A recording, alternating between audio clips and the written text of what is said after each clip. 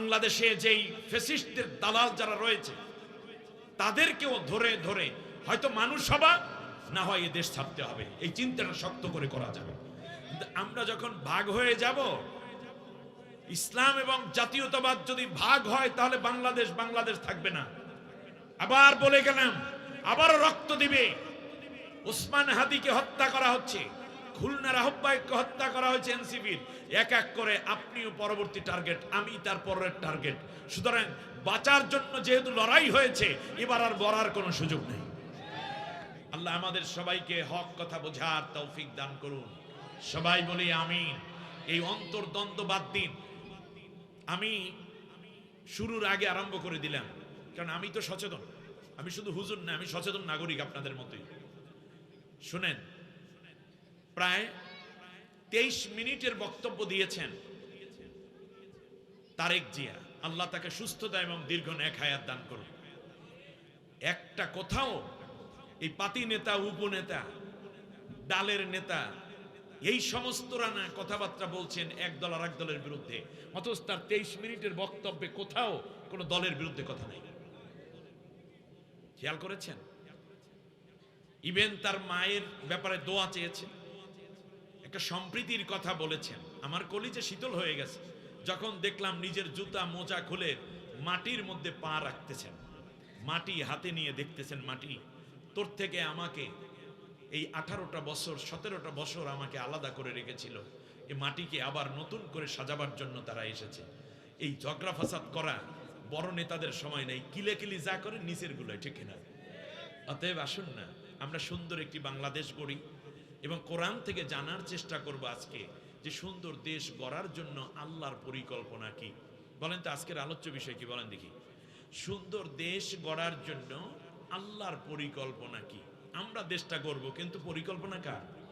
আল্লাহর। ওই আল্লাহর পরিকল্পনা কি, এর উপরে আমি আপনাদের উদ্দেশ্যে কথা বলতে চাই ইনশাআল্লাহ, বিমাশিয়াতিল্লাহ ওয়া বিফাদলিল্লাহ। আল্লাহ রাব্বুল আলামিন আমাদের সবাইকে কবুল করুন। আমরা সবাই বলি আমিন। আলহামদুলিল্লাহ, আলহামদুলিল্লাহিল্লাযী হাদানা লিহাযা ওয়া মা কুন্না লিনাহতাদিয়া লাউলা আন হাদানাল্লাহ। والصلاة والسلام على رسول الله من لا نبي بعده وعلى آله وأصحابه أجمعين. فقد قال الله تبارك وتعالى في كلامه المجيد وفرقانه الحميد: أعوذ بالله من الشيطان الرجيم। আমার সাথে মন উজাড় করে সকলে পড়েন, বিসমিল্লাহির রহমানির রহিম। ইন্নাল্লাহা ওয়া মালাইকাতাহু ইউসাল্লুনা আলান নবী ইয়া আইয়ুহাল্লাযীনা আমানু সাল্লু আলাইহি ওয়া সাল্লিমু তাসলিমা। আল্লাহুম্মা সাল্লি আলা মুহাম্মাদ ওয়া আলা আলি মুহাম্মাদ কামা সাল্লাইতা আলা ইব্রাহিম ওয়া আলা আলি ইব্রাহিম ইন্নাকা হামিদুম মাজিদ। আরবের বুকে মক্কার পরে আমিনার যেথায় ঘর, আল্লাহর রহমত কাউসার হয়ে ঝরেছে সেথায় বারংবার। বালাগাল উলা কাশাফাত দুজা বিজামালিহি حسنت جميع خصاله محبت ذکر کرن لا الہ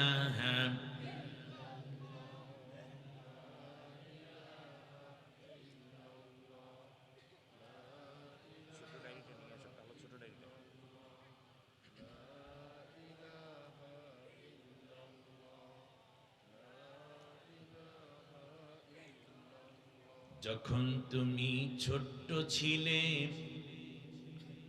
দাঁত ছিল না মুখে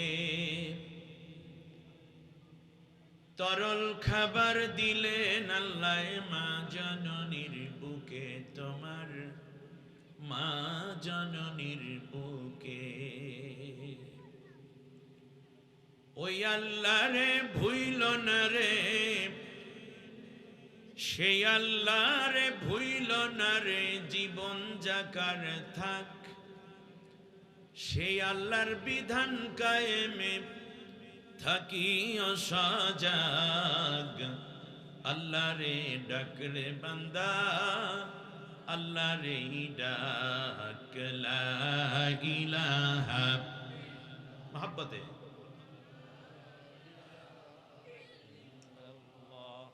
লা ইলাহা ইল্লাল্লাহ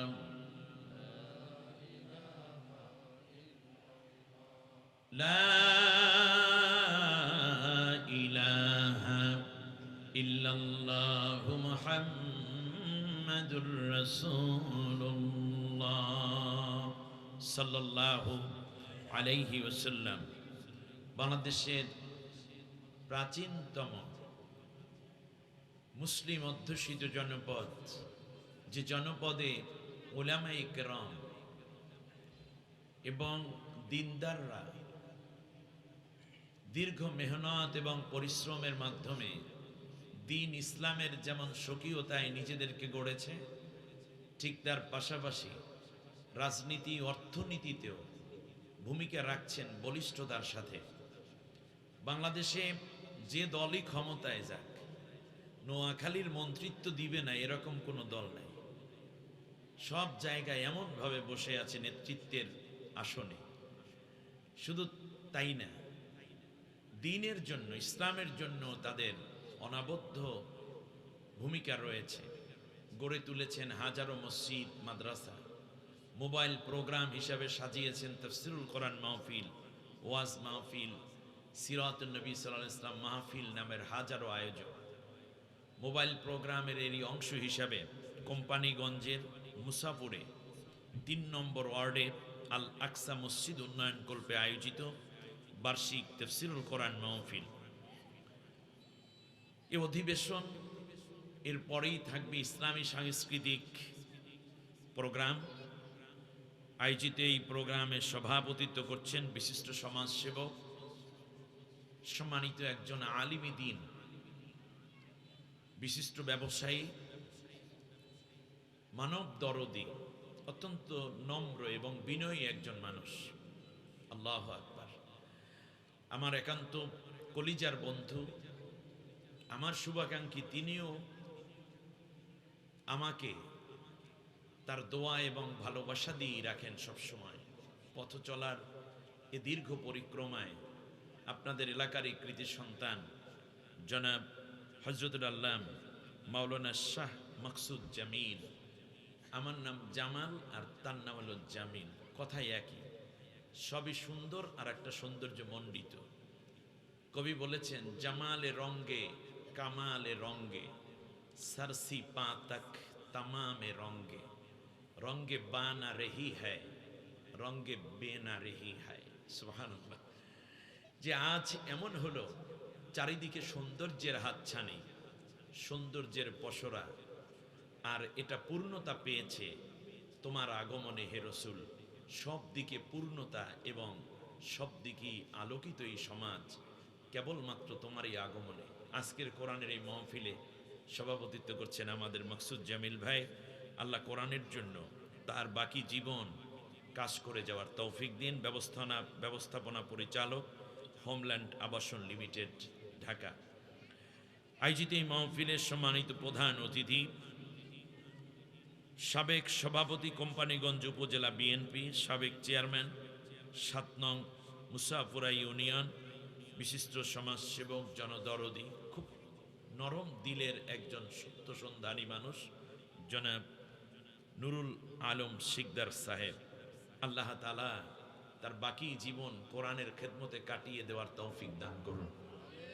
আয়োজিত এই মাহফিলে আপনাদের উদ্দেশ্যে বাংলাদেশা থেকে খুব চমৎকার কথা বলেছেন। বাংলাদেশে যদি সেরা আলেমদেরকে তালাশ করা হয় তার 70% এই নোয়াখালীতে। সুবহানাল্লাহ, সেটা বৃহত্তর নোয়াখালীর মধ্যেই খুঁজে পাওয়া যায়। সোনাইমুড়ি হামিদিয়া কামিল মাদ্রাসার সম্মানিত প্রিন্সিপাল হযরতুল আল্লামা আমার শ্রদ্ধেয় ভাই এবং বিশিষ্ট আলিমী দ্বীন, এত মেধাবী মানুষ, ছাত্র জীবনেও মেধার স্বাক্ষর রেখেছেন। বিশেষ করে আপনাদের এলাকার আবার আত্মীয় তিনি। কি আত্মীয় বলেন তো দেখি?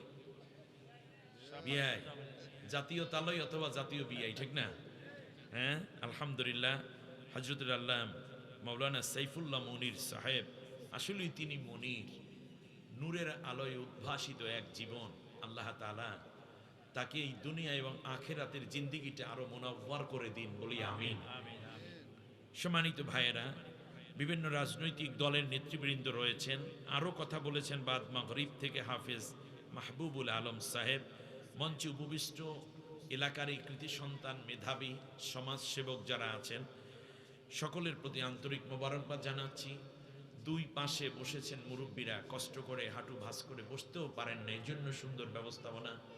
সামনে কোরআন পাগল, দিনদার, ইমানদার, মুসলিম মুত্তাকি ভাইয়েরা, স্নেহ আদরের ছোট্ট বন্ধুরা, পর্দার অন্তরালের সম্মানিতা মা বোন, অন্য ধর্মাবলম্বীদেরকে আন্তরিক মোবারকবাদ জানাচ্ছি। এজন্য আজকের যেই কোরআনের মাহফিল, এই মাহফিলে আপনারা আসবেন, এ মাহফিল শুনবেন, এ মাহফিলে আপনারা বসবেন, এই অধিকার আল্লাহ রব্বুল আলামিন আপনাদেরকে দিয়ে রেখেছেন কোরআনের মধ্যেই। সুবহানাল্লাহ বলেন। আল্লাহ রব্বুল আলামিন বলেন, وَإِنْ أَحَدٌ مِّنَ الْمُشْرِكِينَ اسْتَجَارَكَ فَأَجِرْهُ حَتَّى يَسْمَعَ كَلَامَ اللَّهِ ثُمَّ أَبْلِغْهُ مَأْمَنَهُ। হে রাসূল, যদি কোনো মুশরিক মানে কারা? যারা মূর্তি পূজা করে, দেবদেবীর পূজা করে, চন্দ্র সূর্যের পূজা করে, ভাস্কর্যের পূজা করে, কবর পূজা করে, মাজার পূজা করে, জিন্দা কিংবা মরা হুজুরের সেজদা দেয়, এরাই মুশরিক। আল্লাহ তাআলা বলছেন, যদি এইরকম কেহ তোমার কাছে কোরআন শুনতে আবদার করে, তাহলে তুমি তাদেরকে উপযুক্ত পরিবেশ দিয়ে কোরআন শুনাইয়া দিবা। কোরআন শুনতে শুনতে রাত যদি গভীর হয়ে যায়, তাহলে কিভাবে বাড়ি যাবে, কিভাবে পৌঁছানো যায়? সেজন্য তোমার দায়িত্ব নিতে হবে। তুমি আগে বাড়িতে যাবে না, বরং তুমি আগে তাদের বাড়িতে নিরাপত্তার সাথে পৌঁছে দেন। আবলিগহু, তাকে আগে পৌঁছে দাও, মা'মানা, নিরাপত্তার সাথে। সুবহানাল্লাহ বলেন। আগে তাকে নিরাপত্তার সাথে বাড়িতে পৌঁছাইয়া দিও ওই অমুসলিমকে, তারপরে তুমি নিজের বাড়িতে যাইও। আল্লাহু আকবার। অতএব আমরা আল্লাহ রাব্বুল আলামিনের কোরআন শোনার জন্য অন্য ধর্মাবলম্বীদেরকেও উদাত্ত আহ্বান জানাচ্ছি। সম্মানিত ভাইয়েরা, আজ ডিসেম্বর মাস প্রায় শেষ দিকে। আজকে কত তারিখ বলেন তো দেখি? 27 তারিখ। আর হয়তো বা 4টা দিন আছে কোনো রকম। তো আমরা এই একটি বছর অতিক্রান্ত হতে যাচ্ছে। 31 তারিখে কেউ ভ্যালেন্টাইন্স ডে মানে 31st নাইট পালন করবে, এটা ইসলাম শরিয়া অ্যালাউ করে না। মনে রাখবেন, এই 31st নাইট কিংবা এই যে জন্মবার্ষিকী, এগুলো মুসলমানদের জন্য একেবারে কোনো প্রয়োজন নাই, কোনো প্রয়োজন নাই। তার কারণ হচ্ছে আমরা তো প্রতিদিনই জন্মদিন পালন করতে পারি। তার কারণ আমরা বিশ্বাস করি আমি মৃত ছিলাম, সেখান থেকে আল্লাহ আমাকে জীবন দিয়েছেন। একজন মানুষ আমরা যখন ঘুম থেকে উঠি, প্রথম কি দোয়া করি বলেন তো দেখি? আলহামদুলিল্লাহিল্লাযী আহইয়ানা বা'দা মা আমাতানা ওয়া ইলাইহিন নুশুর। সেই আল্লাহ যিনি আমাকে মৃত্যু থেকে জীবন দান করলেন। আমরা তো ঘুমের মধ্যে মরা ছিলাম, আল্লাহ আমাকে জীবন দিয়েছেন, তাহলে আপনি প্রতিদিনই তো আপনি জন্মদিন পালন করতে পারেন। আমরা তো মৃত্যু থেকে জীবন্ত হই। অতএব এই ধরনের উল্টাপাল্টা প্রোগ্রাম আমাদের দরকার নেই। আমাদের জন্য এইরকম মাহফিল দরকার, আমাদের জন্য এইরকম জীবন আলোকিত করার জন্য কিছু প্রোগ্রাম দরকার। দারসুল কোরআন দরকার, দারসুল হাদিস প্রোগ্রাম দরকার। আমাদের দরকার নৈতিক শিক্ষা উন্নয়নের জন্য এমন কিছু প্রোগ্রাম যা এই সমাজকে আলোকিত করা যায়, আলোড়িত করা যায়। সব দিক বিবেচনা করে আজকে আপনাদেরকে যে আলোচ্য বিষয়টা আমি দিয়েছি, সেই বিষয়গুলো আগেই আমি বলতে চাই।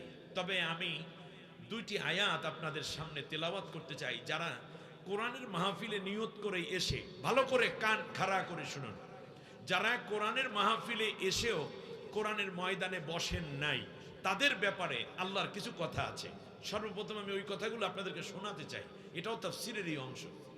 আল্লাহ রাব্বুল আলামিন বলছেন, শোনো, আমাইয়াশু আন যিকরির রহমানি নুকাইয়িদ লাহু শাইতানান ফাহুয়া লাহু করিন ওয়া ইন্নাহুম লায়াসুদ্দুনাহুম আনিস সাবিলি ওয়া ইয়াহসাবুনা আন্নাহুম মুহতাদুন। আল্লাহর কথায়, আল্লাহর ভাষায় যারা কোরআনের ময়দানে এসে কোরআনের সাথে অ্যাক্ট হয় না, যারা কোরআনের সাথে নিজেদেরকে জুড়ে দেয় না, তারা মূলত শয়তানের সাথী হয়ে গেছে এবং শয়তান তাদের প্রভু হয়ে গেছে। নাউজুবিল্লাহ বলেন। কে বলছে কথাটা? আল্লাহ বলছে, ওমাইয়া আশু আন যিকরির রহমান। একদিকে কোরআনের আলোচনা হচ্ছে, এটা রেখে যারা দোকানপাটে ঘোরাফেরা করছে, বাজারের মধ্যে নড়াচড়া করছে, কিংবা কথাবার্তা বলছে, দৌড়দৌড়ি করছে বাইরে, নুকাইয়িদ লাহু শাইতানা, আমি শয়তানকে তাদের জন্য গাইড বানাইয়া দেই। ফাহু আলাহু করেন, সে তাকে পরিচালনা করে। ফায়াদিল্লুনাহুম আনিস সাবিলি, এরপরে আমার পথ থেকে এই শয়তান তাকে গোমরাহ করে। ওয়া ইয়াহসাবুনা আন্নাহুম মুহতাদুন, আর সে মনে মনে ভাবে আমি তো হেদায়েতের উপরেই আছি। অতএব দেখুন, মনে হয় যেন আপনাকে লক্ষ্য করি আল্লাহ বলছেন, এই তোরে তো শয়তানে ধরছে, তাড়াতাড়ি যা মাহফিলের মধ্যে। আপনি গিয়ে দেখতে পারেন কারে কারে ধরছে মাহফিলে, ঠিক কিনা বলেন? শয়তানে ধরছে কাদেরকে? যারা কোরআনের এই ময়দান ছেড়ে বাইরে ঘুরছে বিনা প্রয়োজনে, তাদেরকে ধরেছে কে? শয়তান। শুধু তাই না, আরেকটা আয়াত আল্লাহ তাআলার আমাকে আপনাকে ভাবিয়ে তুলবে। এখনো কিন্তু সুযোগ আছে, চলে আসুন কোরআনের এই ময়দানে, জান্নাতের টুকরায়। আল্লাহ তাআলা বলছেন, ওয়ামান আযলামু মিম্মান যুক্কিরা বিআয়াতি রাব্বিহি ফাআরাদা আনহা। ওই ব্যক্তির চেয়ে বড় জালেম পৃথিবীতে আর কে হতে পারে, যার সামনে কোরআনের আয়াত উচ্চারণ করে বোঝানো হচ্ছে অথচ সে অন্যদিকে ঘাড় ফিরিয়ে নিয়েছে। সেই ব্যক্তিকে আল্লাহ মোমেন বলছেন না জালেম বলছেন? জোরে বলেন। আপনি আসছিলেন কোরআন শুনতে, হয়ে গেলেন শয়তানের দোসর। আসছিলেন নেক কামাই করতে, বাইরে থাকার কারণে আপনি হয়ে গেলেন জালেম। জালেম কি আমি বলছি না আল্লাহ বলেছেন? আল্লাহর কথা বিশ্বাস হয় না? আপনি তো টের পাবেন না। আল্লাহ বলছেন তুই জালেম, তার কারণ আমার কোরআনের জায়গায় তুই নাই কেন, ওখানে যা। অন্য আয়াতে আল্লাহ রাব্বুল আলামিন বলেন, যারাই আমার কোরআনকে পেছনে ফেলে অন্যদিকে ঘাড় ফিরিয়ে চলে যাবে, ওই ব্যক্তির পারিবারিক জীবন, সামাজিক জীবনকে আমি আল্লাহ রাব্বুল আলামিন দুর্বিষহ করে দেব, দুর্ভোগপূর্ণ করে দেব, অশান্তিময় করে দিব, এবং পরকালে আমি আল্লাহ তাকে অন্ধ বানাইয়া দেব। বক্তব্য কার? আল্লাহ তাআলা। আল্লাহ বলছেন, ওয়ামান আ'রাদা আন যিকরি ফাইন্না লাহু মাঈশাতান দানকা ওয়া নাহশুরুহু ইয়াওমাল কিয়ামাতি আ'মা। আল্লাহ তাআলা বলছেন সূরা তোহার 124 থেকে 126 নম্বর আয়াত। আল্লাহ বলছেন, যারা আমার কোরআনের আলোচনা হচ্ছে, কোরআনের ডাক দিল একদল মানুষ, আসো কোরআন পড়ি, কোরআন বুঝি, কোরআন দিয়ে জীবন গড়ি, সেই আহ্বান ত্যাগ করে অন্যদিকে যারা ঘাড় ফিরিয়ে নিল, পৃষ্ঠ প্রদর্শন করলো, ওই ব্যক্তিকে আমি আল্লাহ দুনিয়ায় কোনো শান্তি দেব না। ওর বউ ওর কথা শুনবে না, ওর সন্তানগুলো ওরে ঘাট ধাক্কা দিয়ে বের করে দেবে বাসা থেকে, ওকে ওর টাকা সম্পদ অর্থ লুটপাট হয়ে যাবে, ওর সন্তান মেয়ে একদিকে চলে যাবে, স্ত্রী অন্যকে নিয়ে ঘুমাবে, বেড পার্টনার বানাবে। এটা আমার কথা নয় বন্ধু, দনকার 60টা অর্থ, তার মধ্যে একটা হচ্ছে স্ত্রীর অবাধ্যতা, সন্তানের অনীহা, পারিবারিক জীবনে অশান্তি, অর্থ সম্পদের বরকত কমে যাওয়া। তার চেয়েও বড় কথা হচ্ছে এমন কিছু অসুস্থতা তার জীবনে আসবে, সে তার কোনো চিকিৎসা করাতে পারবে না। এই রকম রোগ যদি কেউ চান হোক এবং অশান্তি হোক, তাহলে কোরআন থেকে আপনি বাইরে চলে যান। আমি জামাল উদ্দিনের বক্তব্য নয়, এটা আমার আল্লাহর বক্তব্য। এখানে কোরআনে আলোচনা হবে, আপনি বাইরে থাকবেন, এটা তো কোরআনের অবমাননাই। এটা আল্লাহ বরদাস্ত করেন না। আর পরকালে আমি তাকে অন্ধ বানাইয়া আমার সামনে হাজির করব। তখন লোকটা বলবে কার আলামত? ফেরাউনের আলামত। আপনারা এবার 30 সেকেন্ড চোখ বন্ধ করেন, আমিও মাহফিল বন্ধ রাখি, কথা বন্ধ রাখি। বলেন তো দেখি, এই 4টা আলামত আমাদের লেডি ফেরাউনের মধ্যে ছিল কি ছিল না?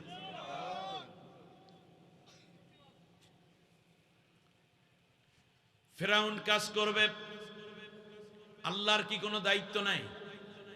কথা বলেন না কেন?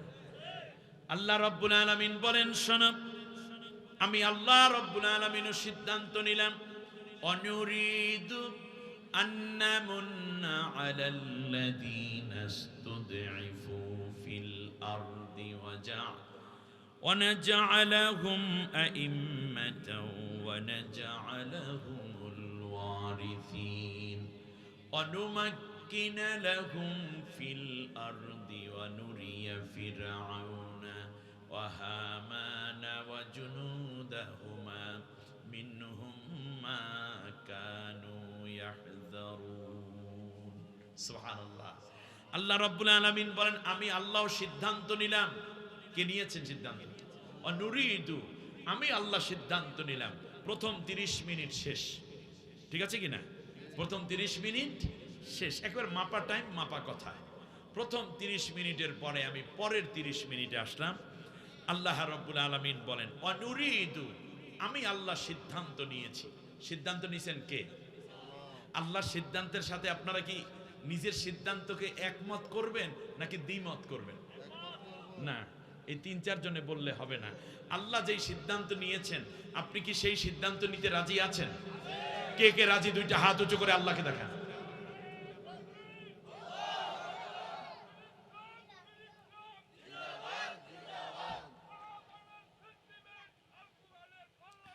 আল্লাহ কবুল করুন, বলেন আমিন। এবার দেখেন, আল্লাহ সিদ্ধান্ত নিলেন, অনুরিদ, আমি আল্লাহ ইচ্ছে করলাম। এই আল্লাহর ইচ্ছা মানে আল্লাহর সিদ্ধান্ত। এবার খেয়াল করুন, আল্লাহ রাব্বুল আলামিন বলেন, অনুরিদ, আমি আল্লাহ সিদ্ধান্ত নিলাম, আন্নামুন্না আলাল্লাযীনা ইসতুদঈফু ফিল আরদ, জমিনের বুকে যেই দলটাকে ফেরাউন টার্গেট করে নেতাদেরকে হত্যা করলো, দুর্বল করে দিল টার্গেট করে, যেই দলটার উপরে আন্নামুন্না, আমি আল্লাহ রাব্বুল আলামিন ওই দলটার উপরে বড় মায়াবী হয়ে যাব। আমি আল্লাহর দয়া এবং মায়া ওই দুর্বল দলটার উপরে ঢেলে দেব। সুবহানাল্লাহ। মায়া দয়া কোন দলের উপরে বলেন তো দেখি? আপনারা মনে হয় কোরআনের প্রতি মনোযোগী হতে পারছেন না নাকি? কোন দলের উপরে? ফেরাউন টার্গেট করে যেই দলের নেতাদেরকে হত্যা করছে, ফেরাউন যেই দলটাকে দুর্বল করে রাখতেছে, যেই দলটাকে আর দাঁড়াতে দেবে না, ব্যান্ড করে দিচ্ছে, আল্লাহ তাআলা বলছেন, আমি আল্লাহ তার বিপরীতে সিদ্ধান্ত নিলাম।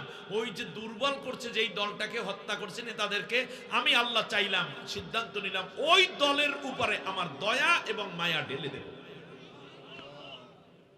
সুবহানাল্লাহ। আর নামুন নয়, মান্নান হয়ে যাব। সুবহানাল্লাহ। এরপর আল্লাহ রাব্বুল আলামিন বলেন, ওয়ানাজআলাহুম আইম্মাতান, আমি আল্লাহ এই দলের হাতে গোটা জাতির নেতৃত্বের চাবিকাঠি উঠাইয়া দেব। ইমাম অর্থ কি? নেতা। ইমামের বহুবচন আইম্মা। ইমামের বহুবচন কি? আইম্মা। ওয়ানাজআলাহুম আইম্মা, আমি আল্লাহ ওই দুর্বল দলটার মধ্য থেকে জাতির সব জায়গায় নেতৃত্বের চাবিকাঠি উঠাইয়া দেব। তাহলে বলুন তো দেখি, স্বৈর শাসকের পতনের পর আল্লাহর দয়া পড়ছে কোন দলের উপরে? যেই দল মাসলুম হয়েছে বেশি, নেতা হারাইছে যেই দলেরা। দ্বিতীয় হচ্ছে, আল্লাহ চাচ্ছেন আমি আল্লাহ ওই দলের লোকদেরকে নেতা বানাই দেব। ওয়ানাজআলাহুম, নাজআলা এটা জুমা মুতাকাল্লামের সিগা। আমি আল্লাহ নিজে করে দেব। আপনি চাইলে চান, না চাইলে না চান। আমি কোরআন থেকে কথা বলছি। আপনার চাওয়া না চাওয়ায় আল্লাহ কাজ করেন না। আল্লাহ যেটা চান সেইটাই আল্লাহ করে দেন। সুতরাং আল্লাহ চাচ্ছেন যেই দলের নেতাদেরকে হত্যা করা হয়েছে, যেই দলকে মাজলুম করা হয়েছে, আমি আল্লাহ রাব্বুল আলামিন ওই দলের লোকদের হাতে নেতৃত্ব উঠাই দেব। সিদ্ধান্ত কার? জোরে বলেন কার? এজন্য কারে মারতে হবে, কারে দেশ ত্যাগ করাইতে হইবে, কারে বিদেশে পাঠাইতে হবে, কারে অসুস্থ বানাইতে হইবে, কারে কোন দিকে পাঠাইতে হবে, ওই সিদ্ধান্ত আপনার করার দরকার নাই। এর পুরো দায়িত্বটা নিয়েছেন আল্লাহ নিজে। উত্তম পুরুষ, বহু বছরের সিগা। এখন আপনি বোঝেন যে এটা আল্লাহ তাআলা বলছেন আমি নিজে করে দেব। আমরাও অপেক্ষায় আছি আল্লাহ যেহেতু এটা করে দিবেন। সুতরাং আল্লাহ যেটা করে দিতে চান, একজন গোলাম হিসাবে প্রিয় নোয়াখালীর ভাইরা, মায়েরা, বোনেরা, যেই দলটার উপর অত্যাচার হলো, নেতাদেরকে হত্যা করা হলো, আল্লাহ চান তাদের হাতে রাষ্ট্র ক্ষমতা দিতে। আপনারা চান কিনা? কে কে চান হাত উঁচু করেন।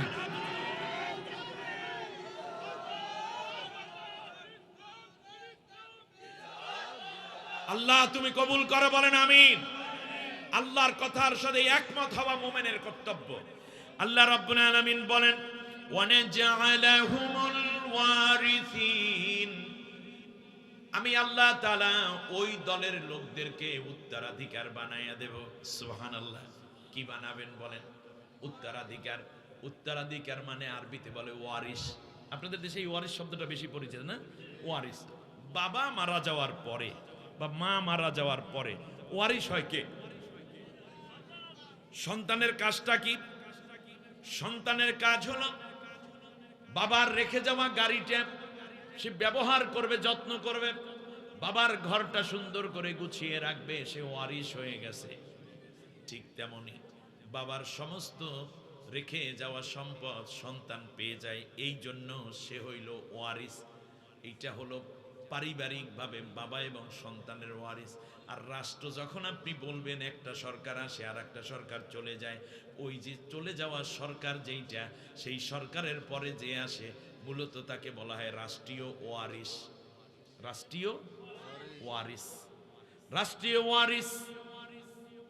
আল্লাহ রাব্বুল আলামিন বললেন শোনো, ওই যে দুর্বল দলটা, ওই দলটাকে আমি আল্লাহ রাব্বুল আলামিন ফিরাউনকে যখন ডুবাইয়া দিলাম লোহিত সাগরের মধ্যে, ডুবাইয়া দেওয়া ফিরাউনের পরে মিশর পুরা খালি, রাজপ্রাসাদ, গণভবন, বঙ্গভবন, মন্ত্রী, এমপি হোস্টেল, সেক্রেটারিয়েট, সেখান থেকে ধরে উপজেলা চেয়ারম্যান, উপজেলা পরিষদের চেয়ারও খালি পইরা রয়েছে, এমপিদের বিল্ডিং গুলা খালি, নেম প্লেট গুলা খালি। নেম কি যেন, হ্যাঁ, এই যে এদের আছে না এমপিরা থাকে কোথায়? হ্যাঁ, ন্যাম ভবন। এই ন্যাম ভবন বলেন, প্রধানমন্ত্রীর বাসভবন বলেন, সবগুলো কি খালি? খালি হয়েছে কেন? আল্লাহ রাব্বুল আলামিন বলেন শোনা, وَإِذْ فَرَقْنَا بِكُمُ الْبَحْرَ فَأَنْجَيْنَاكُمْ وَأَغْرَقْنَا آلَ فِرْعَوْنَ وَأَنْتُمْ تَنْظُرُونَ। আল্লাহ তাআলা বলেন, যখন লোহিত সাগরের কিনারে প্রায় 3 লক্ষাধিক বনি ইসরাইল মাজলুমদেরকে নিয়ে মুসা আলাইহিস সালাম দাঁড়িয়ে গিয়েছিলেন, সেই সময় পেছন দিক থেকে 2 লাখের উপরে সৈন্য, সশস্ত্র সৈন্য আক্রমণ করলো বনি ইসরাইল এবং মুসার উপরে। এই ঘটনা আপনারা জানেন না? মুসা আলাইহিস সালামকে আল্লাহ বললেন, মুসা তুমি লাঠি দিয়ে উত্তাল তরঙ্গের উপরে আঘাত করো। মুসা পয়গম্বর আঘাত করলেন, আল্লাহ তাআলা 12টা রাস্তা তৈরি করে দিলেন। 12টা রাস্তা দিয়ে 12টা কওম চলে গেল।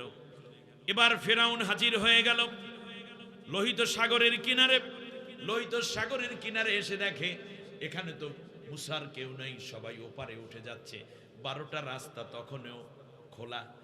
সাথে সাথে ফিরাউন বলল, ক্বালা ইয়া কওমি আলাইসা লি মুলকু মিসর আহাদিহিল আনহারু তাজরি মিন তাহতি আফালা তুবসিরুন। ও আমার জাতির লোকেরা, আমার সৈন্যবাহিনী, আমি বলি নাই এই লোহিত সাগর, নীল নদ সব আমার হুকুমে চলে। এই দেখো আমরা আসবো বলে কি সুন্দর টানেল করে রাখছে।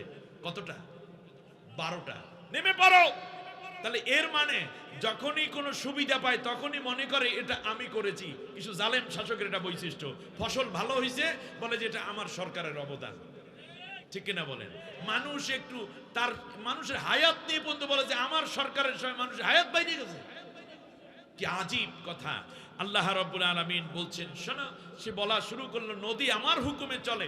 যখন সে মাছ বরাবর গেল, আল্লাহ রাব্বুল আলামিন বললেন, এবার তুমি নদী তোমার আগের মতো হয়ে যায়। দুই পাশে এমন জোরে পানি চাপ দিছে, বুকের পাঁজর ভেঙে এক পাশের হাড্ডি আরেক পাশে চলে গেছে, কলিজা ফেটে গেছে, হার্ট অ্যাটাক করে ফেলেছে, ব্রেন বন্ধ হয়ে গেছে।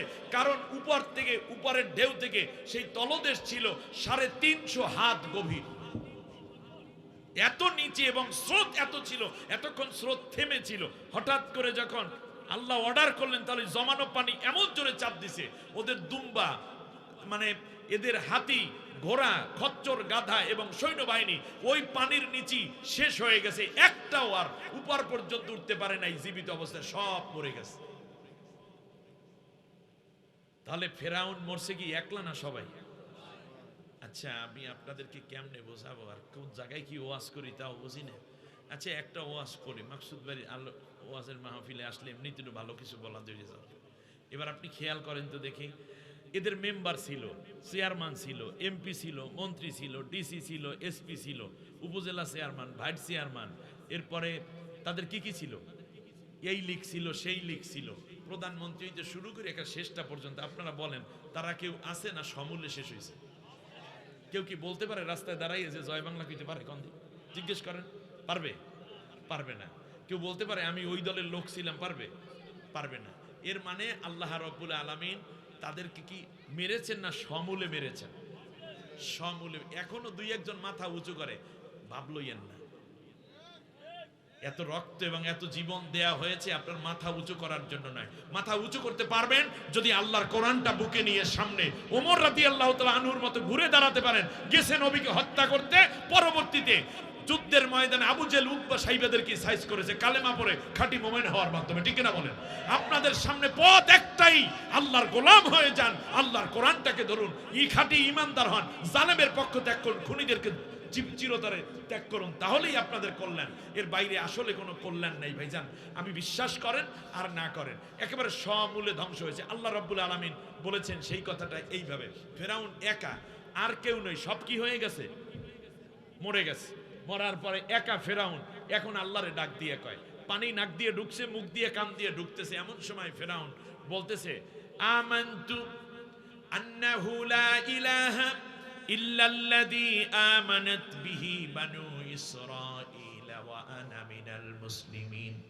ফেরাউন ডাক দিয়ে কয়, আল্লাহ, আমি তোমার উপরে ঈমান এনেছি, আর তুমি ছাড়া কোনো ইলাহ নাই, তুমি ছাড়া কোনো মাবুদ নাই, আর আমি এখন একেবারে খাঁটি মুমিন হয়ে গেছি। কয়টা স্বীকৃতি? 3টা। 1 নম্বর হচ্ছে আমানতু, আমি ঈমান এনেছি। ঈমানের স্বীকৃতি স্বরূপ কালেমাও পড়ছে, লা ইলাহা ইল্লাল্লাহ, আন্নাহু লা ইলাহা ইল্লাল্লাহ। শেষবারে বলছে ওয়া আনা মিনাল মুসলিমিন, আমি মুসলমান হয়ে গেছি। তাহলে বলুন তো দেখি, স্বৈর শাসকরা যখন বিপদে পড়ে তখন কিন্তু এইভাবে কিছু কথা বলে, যেমন আমাদের ববু জানো মাঝে মধ্যে কইতে, ঠিক কিনা? আমার বন্ধুগণ, আল্লাহ রাব্বুল আলামিন বলেন, আল আন ওয়াকাদ আসাইতা ক্বাবলু ওয়া কুনতা মিনাল মুফসিদিন। তুমি এখন বলতেছো আমি ঈমান আনছি, ঈমান এনেছি, অথচ এর আগে তুমি ছিলা দুনিয়ার বুকে স্বৈর শাসক। এই কারণে আমি আল্লাহ রাব্বুল আলামিন তোমার ঈমান কবুল করলাম না। তাহলে বোঝা যায় পৃথিবীতে স্বৈর শাসক যারা, তারা যদি ঈমান বলে দাবি করে এবং যদি বলে আমি মুসলমান, তাও আল্লাহ তাআলা তার ঈমানও কবুল করেন না, তার ইসলামও কবুল করেন না। আমার ভাইয়েরা খেয়াল করুন, কি এক আশ্চর্যজনক খবর! সেটা হচ্ছে এই যে আল্লাহ সুবহানাহু ওয়া তাআলা ঈমান কবুল করেন না স্বৈর শাসকের। আমি এই আয়াত যখন পড়েছি আমার কলজেটা থরথর করে কাঁপতেছিল, যে একজন স্বৈর শাসক সে ঈমান এনে বলছে আন্নাহু লা ইলাহা ইল্লাল্লাযী আমানাত বিহি বানু ইসরাঈল। আল্লাহকে বলছে, আল্লাহ, বনি ইসরাঈলের লোকেরা যেই আল্লাহর উপর ঈমান এনেছে, আমি ওই আল্লাহর উপর ঈমান আনলাম, তুমি আমারে মাফ করে দাও। আল্লাহ রাব্বুল আলামিন বললেন, এখন বলতেছো, অথচ তুমি ছিলে স্বৈর শাসক। এর দ্বারা পৃথিবীর সমস্ত মুফাসসিরিন ইকরাম তাদের তাফসিরে লিখেছে যে কোনোদিন স্বৈর শাসকের শেষ ঈমান আল্লাহ কবুল করেন না, তার প্রমাণ এই ফেরাউন। এর মানে মরার সময় তোমার ঈমানও নসিব হবে না। আর ঈমান নসিব হইবে কেমনে? যে জায়গায় গেছে অনেক ঈমানদার, চারপাশে তো ঈমানদার নাই, ঠিক কিনা বলেন? আমার ভাইয়ের, আল্লাহ রাব্বুল আলামিন বলেন, শোনো, ফেরাউনের ব্যাপারে আল্লাহ ডাক দিয়ে বললেন, শুধু এটাই নয়, ফালিয়াউমা নুনাজ্জিকা বিবাদানিকা লিতাকুনা লিমান খালফাকা আয়া। ফেরাউন, তোরে আমি বাঁচতে দেব না, কিন্তু মরতেও দেব না। তোর রুহুটা কবজ হবে, কিন্তু তোর দেহটাকে আমি আল্লাহ শুটকি বানাইয়া কিয়ামত পর্যন্ত রাখবো। তোর দেহটা পোকামাকড়ে খাবে না, মাটি ভক্ষণ করবে না, মাছ খাবে না, এমনকি কোনো হাঙ্গর কুমির কিংবা তোরে গিলে ফেলবে না। তার কারণ তোর পরে কিয়ামত পর্যন্ত যুগে যুগে বহু ফেরাউনের আবির্ভাব ঘটবে, এই রকম কাজ করবে, রাষ্ট্র ক্ষমতায় যাওয়ার পরে এই রকম অত্যাচার নির্যাতন করবে, জুলুম করবে। এই কারণে আমি আল্লাহ রাব্বুল আলামিন তোর লাশটাকে কিয়ামত পর্যন্ত সংরক্ষণ করে দিলাম। তোর লাশ কোনোদিন ক্ষয় হয়ে যাবে না। আজও ফেরাউনের লাশ ৪৫০০ বছর পর্যন্ত আল্লাহ সংরক্ষণ করেছেন কিনা? ফেরাউনের লাশ আছে না নাই? মিশরের কায়রোতে জাদুঘরে এখনো তার লাশটা আছে। তাহলে বোঝা যাচ্ছে, আল্লাহ তাআলা বোঝাচ্ছেন যে যাতে করে পৃথিবীতে এইরকম স্বৈর শাসক এই কর্মসূচিগুলো যারা করবে, দলে দলে বিভক্ত করবে, নির্যাতন করবে একটা দলের উপরে, সেই দলের নেতাদেরকে হত্যা করবে, এই রকম যদি কেউ করে এবং বিরোধী দলহীন সংসদ বানাইবে, নিজে যা বলে সেটাই যদি হয়, এই রকম যারা হবে, মনে রাখবা তারা যেন শিক্ষা নেয় তোমার থেকে। আর ওই জাতির লোকেরা যেন বুঝতে পারে ওটা ফেরাউনের গোষ্ঠী, ফেরাউনের উত্তরসূরি, ওদের সাথে ইমানদারের কোনো সম্পর্ক থাকা উচিত নয় এবং রাখা ঠিক হবে না, এইটা যেন বুঝতে পারে। সেই জন্য তোর লাশটাকে আমি উদাহরণ বানাইয়া কিয়ামত পর্যন্ত সংরক্ষণ করলাম। আল্লাহ রাব্বুল আলামিন বললেন, শোনো, ফেরাউন যখন চলে যাচ্ছে, কাম তারাকু মিন জান্নাতি ওয়া উয়ুন, ফেরাউন যখন শেষবারের মতো নিজের বাসা থেকে, নিজের ভবন থেকে রওনা করলো, যাওয়ার সময় কত প্রকারের গাছ বাগান এবং ফল ফসল ঝর্ণা ধারা রেখে গেল, ওয়াজুরুইন ওয়া মাকামিন কারীম, আর কত রকমের বাগান সাজাইছিল ফেরাউন। কারণ ফেরাউনের টার্গেট ছিল সে আরো দীর্ঘদিন ক্ষমতায় থাকবে। সে বারবার অপারেশন চালিয়েছে ওই দুর্বল দলটার উপরে, যতবার গিয়েছে ততবারই বিজয় হয়েছে। এইবারে যে গোড়া গোষ্ঠী সহ মরে যাবে, এই কল্পনাও ফেরাউন করতে পারে নাই। সুন্দর করে তারা বাগান সাজাইলো, শুধু তাই নেওয়া নামাতিন কানু ফিহা ফাকিহিন, নানান রকম বিলাসবহুল সামগ্রী। আল্লাহু আকবার। আপনি দেখেন তো দেখি, গণভবনের চারপাশে পেঁয়াজ, রসুন, আদা, হলুদ, মরিচ, আম বাগান, কাঁঠাল বাগান, সেখান থেকে আপেল, বেদানা, আঙ্গুল ফলের কত লতা পাতা লাগাইছে সুন্দর করে। এটা কি ৪১ সাল পর্যন্ত থাকার জন্য না? কথা কয় না। আচ্ছা গেল, এমনকি লেকের মধ্যে মাছ ছাড়ছে, ফ্রিজের মধ্যে দেশি কোরাল, দেশি বোয়াল, দেশি আইর, দেশি পাঙ্গাস। এরপরে শুধু তাই না, আরো কত কিছু রাখছে। দেশি মুরগি রোস্ট করার জন্য ফাইল করে রেখেছে, দেশি খাসি আস্ত আপার জন্য পাঠাই দিয়েছে। নামাতিন কানু ফিহা ফাকিন, মনোরঞ্জনের জন্য রুমগুলোর মধ্যে মদের বোতল সারি সারিভাবে সাজিয়ে রেখেছিল সেই ফেরাউন। আমার কথা না আল্লাহর কথা। সূরার নাম সূরা যুখরুফ। আল্লাহ রাব্বুল আলামিন বলছেন 25 থেকে 27 নম্বর আয়াত পর্যন্ত যে এই ছিল ফেরাউনের জীবন যাত্রার একটা ছোট্ট দৃষ্টান্ত।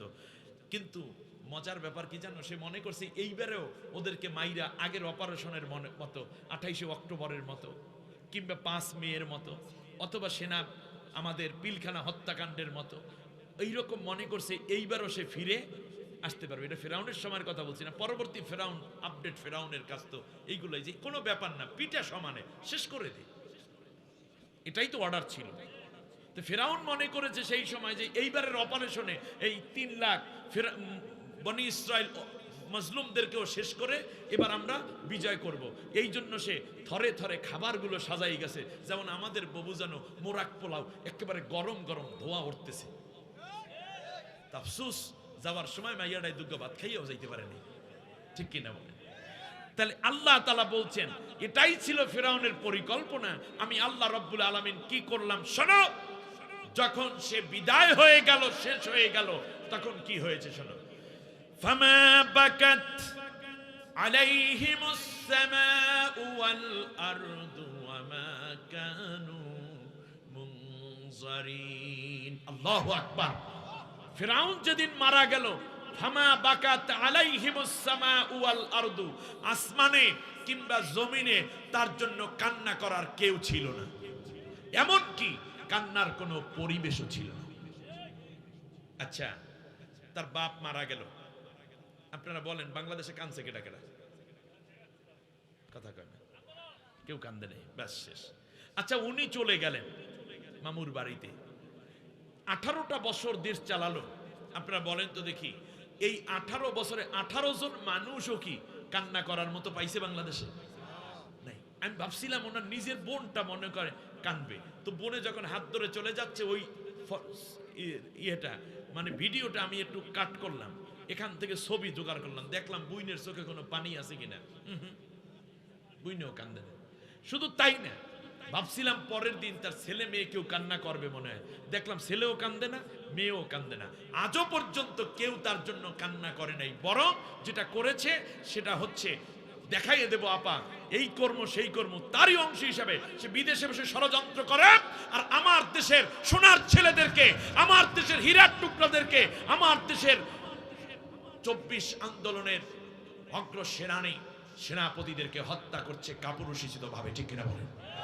তার শেষ শিকার আমাদের ওসমান হাদি। ওসমান হাদির জানাজায় বাংলাদেশের কেউ ধারণা করছেন 20 লক্ষ মানুষ উপস্থিত হয়েছে। ওসমান হাদি আমার কেউ না, কিন্তু ওসমান হাদির কথা মনে পড়ার সাথে সাথে চোখ দিয়ে দর দর করে পানি ঝরে, ঠিক কিনা বলেন? এর মানে কি? এর মানে তার জন্য কান্না হয়। আমি আজ শুধু এতটুকু বলি, আপনার বাবার জানাজায় নাকি 7 জন মানুষ ছিল, তার মধ্যে 2 জন হিন্দু।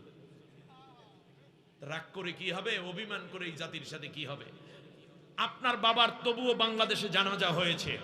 আপনি যে কাজ করে গেছেন, বাংলার এই পবিত্র ভূমি আপনার লাশও গ্রহণ করবে, এই চিন্তাও মাথায় রাখেন না, এবং বাংলাদেশে আপনার দাফন হবে না।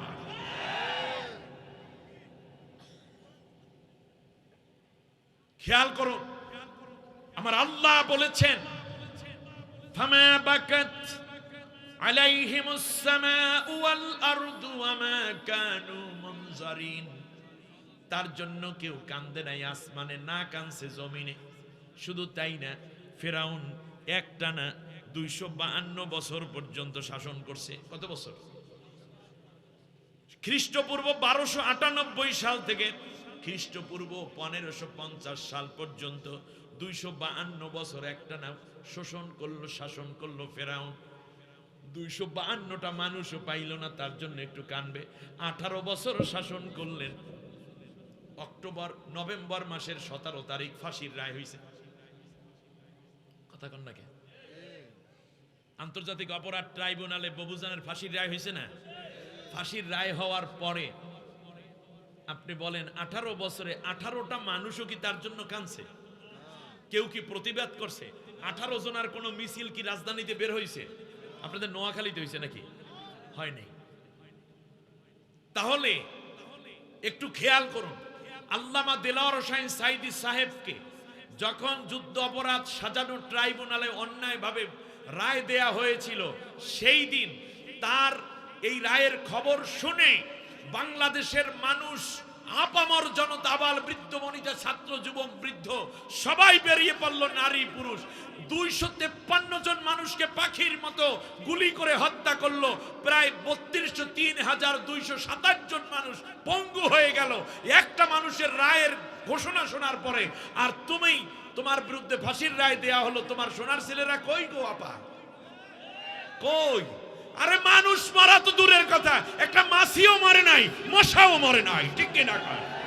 এজন্য আল্লাহর ঘোষণা, ফামা বাকাত আলাইহিমুস সামাউ ওয়াল আরদু ওয়া মা কানু মুনজারিন। তার মৃত্যুতে কেউ কান্দে নাই, আর কেউ কান্নার সুযোগও পায় নাই। আপনি জীবন মিলাইয়া নেন, জীবনই মিলাই নেন। আল্লাহ যেটা করেন সেটাই চূড়ান্ত। এখন আল্লাহ তাআলা বলছেন ওরা কান্না করে না, এটা করছে কি সেইটা শোনো। সূরার নাম সূরা আনআম, আয়াত নম্বর 45, 7 নম্বর পারা, 6 নম্বর সূরা। আল্লাহ রাব্বুল আলামিন বলেন ফাকুতিআ দাবিরুল কওমিল্লাযীনা যালামু ওয়ালহামদুলিল্লাহি রাব্বিল আলামিন। সুবহানাল্লাহ। কার কথা বিশ্বাস হয়? 99%। আল্লাহ রাব্বুল আলামিন বলেন যখন ফেরাউনের পতনের খবর মিশরে পৌঁছে গেল, কেউ তার জন্য কান্না করে নাই, আফসোস করে নাই, বরং সবাই আওয়াজ দিয়ে চিৎকার করে বলেছিল আলহামদুলিল্লাহি রাব্বিল। ইন্নালিল্লাহ পড়ে নাই কেউ, সবাই পড়ছে কি? আপনি বলেন 5 আগস্ট 2024 আপনারা কি পড়ছেন? মেলে কিনা? এরপরে ওই দলটার সাথে থাকবেন, এরপরেও ভাল লাগে, একেবারে তওবা পড়তে হবে। এটা মুসলমানদের কোনো প্রয়োজনীয় বিষয় নয় যে ওই দলটা তারা করবে। আল্লাহ রাব্বুল আলামিন বলেন শোনো, শুধু এটাই নয়, এখন এই ফেরাউনের পরাজয়ের পরে আমি আল্লাহ সিদ্ধান্ত নিলাম সবচেয়ে মাজলুম দল যেইটা, সেইটার উপরে দয়া করব। তাদেরকে রাষ্ট্রের প্রত্যেকটা নেতৃত্বের জায়গায় আমি ওই মাজলুম দলের লোকদেরকে বসাইয়া দেব। সুবহানাল্লাহ। ওয়ানাজআলাহুমুল ওয়ারিসিন। আর ওই যে ফেরাউন চলে গেল সব ওখানে, এখন তার দলের কেউ নাই, ফেরাউনের অত্যাচারের দোসররা কেউ নাই, সব চেয়ারগুলা খালি পড়ে আছে, সংসদে চেয়ার খালি, ন্যাম ভবনে বাসা খালি, এমপি হোস্টেলের বাসা খালি, সচিবালয়ের বিভিন্ন চেয়ার খালি, উপজেলা চেয়ারম্যান ভাইস চেয়ারম্যানের চেয়ার খালি, এমনকি জেলা পরিষদের চেয়ার খালি। কথা কয় না? আমার আল্লাহ ডাক দিয়ে বললেন এই খালি চেয়ারগুলোতে আমি আল্লাহ বসাইয়া দেব তাদেরকে যাদের নেতাদেরকে হত্যা করা হয়েছে, সবচেয়ে অত্যাচার করা হয়েছে যেই দলটার উপরে। সিদ্ধান্ত কার? আরো জোরে কার? অনুমাক্কিনা লাহুম ফিল আরদি। আরো একটা সিদ্ধান্ত নিলাম, আমি আল্লাহ তাআলা ওই দুর্বল দলটাকে শক্তিশালী করে দেব। এমন একটা সময় ছিল, আরে ওরা মসজিদে নামাজেও যাইতে পারত না, পুলিশে দৌড়ানি দিত। মায়ের সাথে সন্তান ঘুমিয়ে আছে, রাত 3টার সময় পুলিশ এসেছে, সাদা পোশাক, কালো গাড়ি, সন্তানটাকে মায়ের কোল থেকে ছিনিয়ে নিয়ে গেল। 2 দিন পরে চোখ নাই, জিহ্বাটা কাটা, পেটটা ফাড়া, হাতটা কাটা, পাওটা কাটা, এই অবস্থায় এক জঙ্গলের মধ্যে সন্তানের লাশ পাওয়া গেল। ঝিনাইদহে মাত্র 16 বছরের একটা ছেলে, ভুলে গেছেন আপনারা? সন্তানটাকে শুধু মারে নাই, মারার পরে চোখ উঠাইয়া ফেলছে, তার জিহ্বাটা কাটা, হাত একটা কাটা, পাও একটা কাটা, সন্তানের ক্ষতবিক্ষত লাশ নিয়ে মা আফসোস করে প্রথম বলেছিলেন রব্বুল আলামিন, আল্লাহ তাআলা আমার সন্তানটা ওরা মেরেছে, কিন্তু এত অত্যাচার কেন করলো? বুকের মধ্যে, মুখের মধ্যে রিভলভার ঢুকাইয়া তারপর গুলি করেছে। এই অত্যাচার দেখে মা কি কোনোদিন সহ্য করতে পারে? ডাক দিয়া বলেছিল আমার সন্তানকে তোমরা মেরেছো, 16 বছরের একটা ছেলে, তরুণ, কি আর করতে পারে? কিন্তু তোমরা কি করলে? আমার সন্তানটাকে এত পীড়ন দিলা কেন? একটা গুলি করলেই তো আমার ছেলে মারা যায়।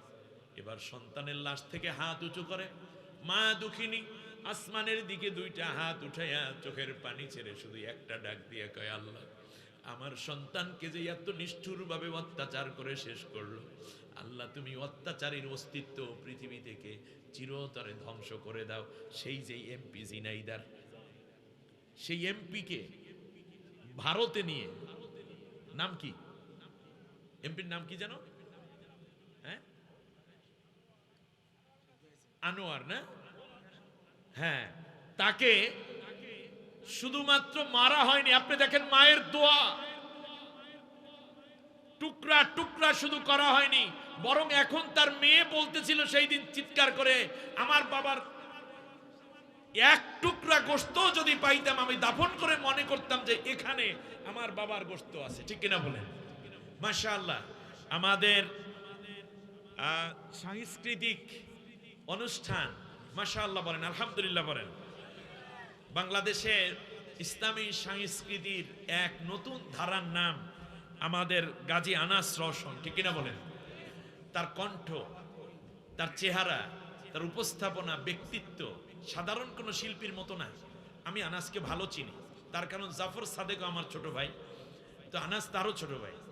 অন্যান্য শিল্পীর মতো আনাস না, আনাসের ভিন্নতা অনেক উচ্চ মাত্রায়। তার ব্যক্তিত্ব আছে, তার কথার মধ্যে আর্ট আছে, তার জীবন পরিচালনার মধ্যেও রয়েছে ভিন্নতা। কারণ আমরা, আমাদের চোখ শুধু দুইটা না, আমরা অনেকগুলো চোখ দিয়ে মানুষকে অবজারভেশন করি। আর বয়সও তো মোটামুটি 50-এর কোঠায় হয়ে গেছে। হাসারতানি আমা ওয়াকাদ কুনতু বাসীরা, ওয়াল্লাহ দুনিয়ায় তো আমার চোখ ছিল, আজকে আমি কেন অন্ধ হইলাম? আল্লাহ জবাব দিবেন, কাযালিকা আতাতকা আয়াতুনা ফানসিতাহা ওয়া কাযালিকাল ইয়াউমা তুনসা। তোমার সামনে আমার কোরআন দিয়ে বোঝানো হতো, তখন তুমি অন্ধের মতো অন্যদিকে চলে যাইতে।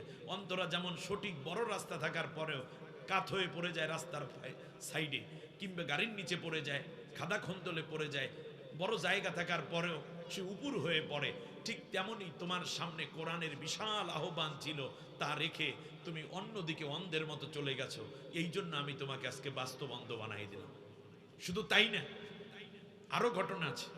কিয়ামতের দিন এই কোরআন তার বিরুদ্ধে আল্লাহর কাছে মামলা দায়ের করবে। নাউজুবিল্লাহ বলে। আল্লাহর নবী বলেছেন, ইয়াকুলুল কোরআনু ইয়া রাব্বাল আলামিন ইন্না আবদাকা হাদা ইত্তাখাযানি মাহজুরা ফাকদি বাইনিহি ওয়া বাইনাহু। আল্লাহ গো, এ হলো তোমার সেই বান্দা, দুনিয়ায় আমাকে ধরে নাই, আমাকে পড়ে নাই, আমাকে জানে নাই, আমাকে মানে নাই, আমাকে খুঁজে নাই, আমাকে বোঝে নাই। এই তোমার সেই বান্দা, এই জন্য তার বিরুদ্ধে আমি তোমার কাছে মামলা দায়ের করে দিলাম। তুমি আজকে তার এবং আমার মাঝে বিচার ফায়সালা করে দাও। মামলা করবেন কে? তাহলে বোঝা যায় কোরআন ঘুমায়, এই কাগজের পাতায় এর কোনো জীবন নাই নাকি? কোরআন কি মরা না জীবিত? কোরআন শুধু জীবিত, অন্য মৃত আত্মাকে জীবন্ত করে দেয় কোরআন। লিয়ুনযিরা মান কানা হাইয়া ওয়া ইয়াহিক্কাল কাউলু আলাল কাফিরিন। আল্লাহ বলছেন কোরআন শুধু জীবন্ত নয়, বরং মৃত আত্মাগুলোকে জীবন্ত করার জন্য আমি আল্লাহ কোরআন নাযিল করেছি। সুবহানাল্লাহ বলেন, আল্লাহু আকবার। কিয়ামতের দিন কোরআন সুপারিশ করবে। এই জন্য আল্লাহর নবী বলেছেন, আল কোরআনু হুজ্জাতুল লাকা আও আলাইক। হে আমার উম্মত শোনো, কোরআন তোমার পক্ষে কিংবা বিপক্ষে দলিল হবে কিয়ামতের দিন। মরাটা, মৃত্যু হলে কি আর পারতো? কোরআন জীবন্ত, প্রচন্ড জীবন্ত। আমি সামনে সে কথা বলবো ইনশাআল্লাহ। এখন আপনি খেয়াল করুন, সে কত জীবন্ত, আপনাকে মনিটরিং করে, আপনি তার পক্ষে না বিপক্ষে। এজন্য আল্লাহর নবী বলেছেন, কোরআন তোমার পক্ষে কিংবা বিপক্ষে দলিল হবে পরকালে। আমার নোয়াখালীর বন্ধুগণ, আপনাদের কাছে জানতে চাই, আপনারা পরকালে কোরআনকে বিপক্ষে দলিল বানাবেন না পক্ষে দলিল বানাবেন? সবাই পক্ষে দলিল বানাবেন। কে কে পক্ষে দলিল বানাতে চান দুইটা হাত উঁচু করে কোরআন কি দেখাই দেন। লিল্লাহি তাকবীর, নারায়ে তাকবীর। কোরআন তুমি সাক্ষী দেখো, তুমি আমাদের পক্ষে দেখো, বলেন আমিন। একটা কোশ্চেন করব, দেখি পারেন কিনা জবাব দিতে। নোয়াখালীর লোক তো খুব ক্যালিবার, ব্রেন পুরো শার্প। আচ্ছা বলেন তো দেখি, পরকালে যদি এই কোরআনকে আপনি নিজের পক্ষে দলিল পেতে চান, দুনিয়ায় থাকতে হবে কোরআনের বিপক্ষে না পক্ষে? এই জায়গাটাই দেখবেন কেউ মোরামরি শুরু করছে। একটা স্লোগান দেন তো দেখি, কোরআন আছে যেখানে। হইল না? আচ্ছা, 40-এর উপরে যাদের বয়স তারা কইেন না কিছু। এই 40-এর বেশি গলা ড্যাব ড্যাব করে, আর 40-এর নিচে যাদের, তাদের গলা খুব করকরা, ঠিক না? এই যে এরা হলো জেনজি। একটু কাশি দাও তো তোমরা। দেখেন স্লোগান দিয়েছে ওই কাশির আওয়াজেই। এদের কি স্লোগান দেওয়ালে কি হবে বোঝেন? আপনারা মুরব্বী যারা, তারা কিছু বইলেন না, এদের কণ্ঠটা কেমন আছে একটু চেক আপ করা দরকার, ঠিক না? এইবার বলো দেখি তোমরা, কোরআন আছে যেখানে। মাশাআল্লাহ। এইবার 40-এর নিচে যারা, তারা কিচ্ছু বলবেন না, যারা তার উপরে বলতে পারে হুজুর কি মনে করছেন বুড়া এই যে আমরা বয়স হলে হবে কি কি যেন পাকা মরিচে ঝাল বেশি, এইবার ঝালালা গ্রুপের আওয়াজ দেখা যাক জীবনের সেরা একটা আওয়াজ দেন তো বলেন তো দেখি। কোরআন আছে যেখানে, মাশাআল্লাহ দেখছেন সমান সমান। ইয়েস আমার ভাই বলে দিয়েছে যে সমান সমান। এই দুই দল মিলে একটা আওয়াজ দেন তো দেখি এইবার, ঠিক আছে কিনা দেখি এবার কত বড় আওয়াজ হতে পারে। যারা বাইরে ঘরে ওই শয়তানের যাদেরকে ধরছে শয়তানগুলো যেন দৌড়াই আমার ভাইদেরকে চাইরে দেয় যে ইমানের আওয়াজ আইসে গেছে, ঠিক কিনা বলেন। বলেন কোরআন আছে যেখানে, কোরআন নাই সেখানে, কোরআন আছে যেই দলে, কোরআন নাই সে দলে সেটাও যাব না। কোরআন যেখানে নাই আমরা সেখানে নাই। কোরআন মামলা করবে, মামলা করবে আমাদের নবীও। আল্লাহু আকবার। সূরা ফুরকান আয়াত নম্বর 30 আল্লাহ রাব্বুল আলামিন বলেন ওয়াকালার রাসূলু ইয়া রাব্বি ইন্না কওমি ইত্তাখাযু হাযাল কুরআনা মাহজুরা। আল্লাহ এই আমার সেই উম্মত যে তোমার কোরআনটা পড়ে নাই, এই কোরআনের জন্য দান দান শহীদ হলো। তায়েফের জমিনে রক্ত দিয়েছি, উহুদের ময়দানে দান দান শহীদ হলো, গলা কাটা সাহাবীর লাশ ক্ষত বিক্ষত অবস্থায় নিজ হাতে দাফন করেছিলাম। কোরআনের জন্য জেল খেটেছি শিহাবে আবু তালিবে, কোরআনের জন্য জন্মভূমি ত্যাগ করার পাশাপাশি মালিক জেল খেটেছি শিহাবে আবু তালিবে 3টা বছর। আল্লাহ তাআলা আমার এই উম্মত কোরআন পড়ে নাই, কোরআন বোঝে নাই, কোরআন ধরে নাই। আল্লাহ আজকে তার বিরুদ্ধে আমি তোমার কাছে মামলা দায়ের করে দিলাম। নাউজুবিল্লাহ পড়েন। তাহলে কোরআনের দিকে আসতে হবে না কোরআনের দিক থেকে অন্য দিকে চলে যেতে হবে? কোরআনের দিকে ফিরতে হবে। আল্লাহ আমাদের কবুল করুন, বলেন আমিন। সবাই বলেন আমিন। মান জাআলাহু আমামাহু কাদাহু ইলাল জান্নাহ। কোরআনকে যারা সামনে রাখবে, কোরআন তাদের সামনে সামনে থাকবে, জান্নাতে না পৌঁছানো পর্যন্ত কোরআন তাকে একা ছেড়ে চলে যাবে না। আল্লাহু আকবার। আপনি কোথায় যাচ্ছেন? কোরআন ছেড়ে আপনি যাচ্ছেন মানে আপনি নিজের জীবনটা কি নষ্ট করে দিচ্ছেন। আমি খুব সম্ভব আর 1 ঘন্টা কথা বলবো। তাহলে কয়টা বাজে? 10:30, ঠিক আছে না? নাকি তারও আগে? 10:30। 1 ঘন্টা কথা বলবো, খুব কাট কথা, কিন্তু আপনার জীবনের জন্য পরম প্রশান্তি হবে ইনশাআল্লাহ। কাগজ কলম থাকলে কথাগুলো নোট করার চেষ্টা করুন। কাগজ কলম না থাকলে আপনি মনের খাতায় সুন্দর করে স্মৃতির কলম দিয়ে লিখুন। এটাও যদি না থাকে একান্তই, তাহলে মোবাইল যদি থাকে তো ভিডিও অডিও করে নেওয়ার সুযোগ আছে। সম্মানিত ভাইরা, আমার টোটাল আলোচনাকে আমি 2টা ভাগে ভাগ করি। আধা ঘন্টা আধা ঘন্টা, 30 মিনিট এক ভাগ আর 30 মিনিট আর এক ভাগ। এই 30 মিনিটে প্রথম 30 মিনিট আমি আপনাদেরকে জানানোর চেষ্টা করব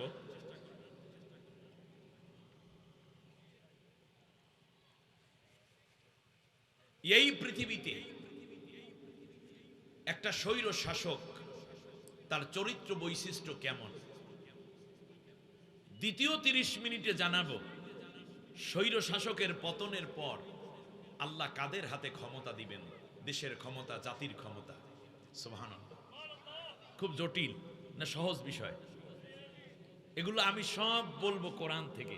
জোরে বলেন কোত্থেকে? কোরআন থেকে। কথাটা যদি কোরআনের হয়, যদি আপনার নেতার বিরুদ্ধে যায়, আপনারা কি আমাকে বকা দিবেন নাকি কোরআনটা মেনে নেবেন? ইয়েস, এটাই তো মোমেনের আলামত, তাই না?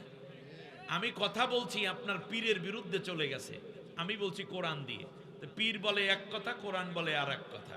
এখন আপনি কোনটা বাদ দেবেন? কোরআন বাদ দেবেন না পীর বাদ দেবেন? যদি কোরআনের কথা হয়, মুরব্বি বলে একরকম, কোরআন বলেছে আর এক রকম, বাদ যাবে কোনটা? মুরব্বি বাদ, মেনে নেব কোরআন। কারণ কোরআন আমার পরকালের দলিল, জান্নাতের পাথেও কোনো মুরব্বি নয়। তবে হ্যাঁ, যেই মুরব্বির কথা কোরআনের সাথে মিলে আমরা সেই মুরব্বিকে অবশ্যই মানব। যেই পীর সাহেবের কথা কোরআনের সাথে মিলে আমরা পীরকে মানব, যেই নেতার কথা কোরআনের সাথে মিলে আমরা নেতাকে মেনে নিব, কিন্তু এর বিপরীত হইলে ওইটা বাদ যাবে, কোরআনটা মেনে নেব। আল্লাহ আমাদেরকে সেই মজবুত ইমানদার হওয়ার তৌফিক দান করুন, বলেন আমিন। একজন স্বৈর শাসকের কয়েকটা বৈশিষ্ট্য এবার খেয়াল করেন। আল্লাহ তাআলা কোরআনের মধ্যে বলছেন, আমার সাথে পড়েন, আউযু বিল্লাহি মিনাশ শাইতানির রাজিম, বিসমিল্লাহির রাহমানির রাহিম। বিতাড়িত অভিশপ্ত শয়তানের ওয়াসওয়াসা থেকে আল্লাহর আশ্রয় চাই। কার আশ্রয়? আরেকটু জোরে বলেন, কার আশ্রয়? আমাদের আশ্রয়দাতা কে? প্রশ্রয়দাতা কে? নিরাপত্তা দানকারী কে? আমি এখানে একটা ছোট্ট কথা আপনাদেরকে মনে করিয়ে দিতে চাই। বিগত 18টা বছর একটানা স্বৈর শাসন যেটা ছিল, সেই সময় ইসলামপন্থীদেরকে এবং বিরোধী দলের লোকদেরকে বারবার ওরা গালিগালাজ করত। কখনো রাজাকার, কখনো আল বদর, আল শামস, কখনো গালিগালাজ করত মৌলবাদী, কখনো জঙ্গিবাদী। তার মধ্যে আরেকটা ছিল পাকিস্তানের দালাল, ঠিক না? একটু হলেই পাকিস্তানের দালাল, পাকিস্তানের দোসর।